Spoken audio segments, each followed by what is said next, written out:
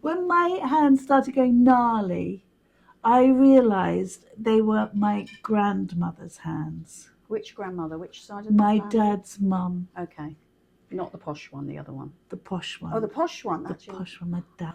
My okay. dad, because he was the rebel. Okay. Okay. Like trumpet playing, motorbike riding. Okay. Away from the poshness. Swearing and blah, blah, blah. And then I realised they were my aunt's hands, who is my dad's sister. Okay. So it's like the female gnarly hand Trait. gene. And then I was looking online to see, because I hadn't heard from my aunt in California for a long time. This is the gnarly hand aunt. Gnarly hand aunt. Okay. Because we exchanged Christmas cards and odd messages. And I hadn't heard from her. And I think I'd done 2 Christmases sending her. I always sent her a calendar and not hearing back from her. I think you've told me some of this. And I looked online, her name, and it came up with this photo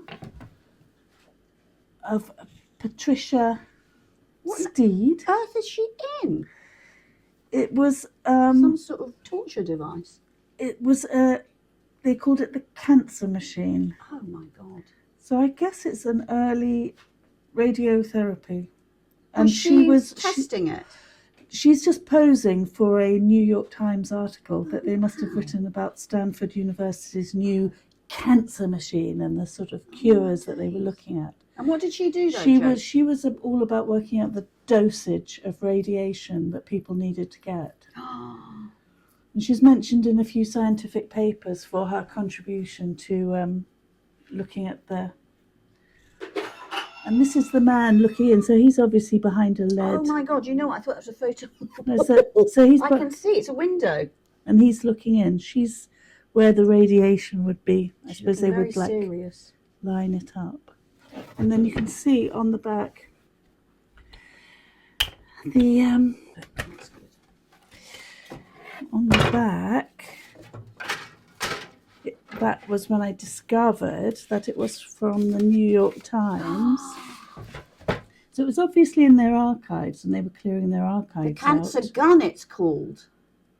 The slotted muzzle of Stanford University's new cancer gun is trained on Patricia Steed, the research assistant. So that's her in it, but I think she must have passed away now.